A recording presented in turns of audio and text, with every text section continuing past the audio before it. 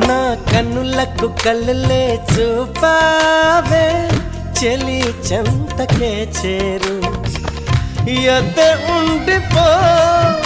నా మదిలో నిండిపో సుధవై సఖివై మన కలయిక కథలుగా సాగాలి మన కథ ఒక చరితగా వెలగాలి